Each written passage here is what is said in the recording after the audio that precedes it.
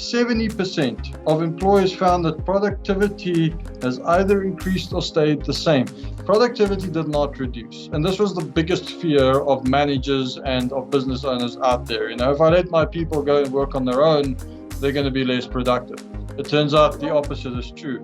Now, whether we can maintain this and whether it is a status quo we want to maintain is an open question. Honestly, I think that our discovery over the last 12 months is that a lot more people than we anticipated are finding that this is actually working for them. If we think that the revolution around work from anywhere is just about where people work, I think we've misunderstood it.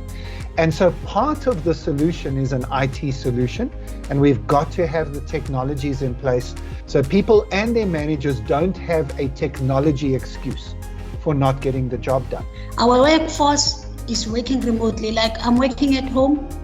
I can access anything. I can work. We've got Microsoft Teams. We've got Zoom. We are using all these applications to contact each other and to share information. For us, technology showed that even during the times when we are at mercy of COVID, we could actually work. The operations continued.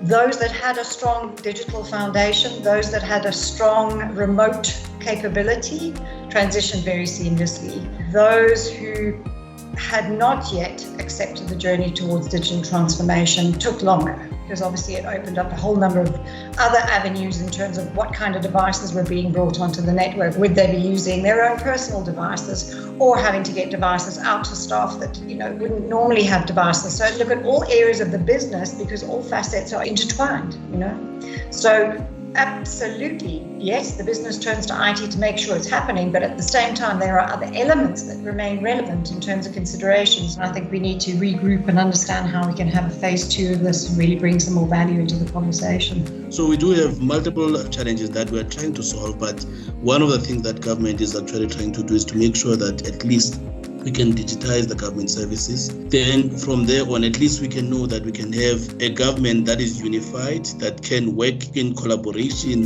from the local government to the provincial to the national. Even for us as people who are in the innovation space, I remember many times our CIO saying, guys, there's these teams that we should use more. But the uptake, even from us, people who think we are at the forefront, we are so used to physical meetings and, conferences and so forth. How do we make sure that we don't really leave other employees at the back whilst we're trying to move forward?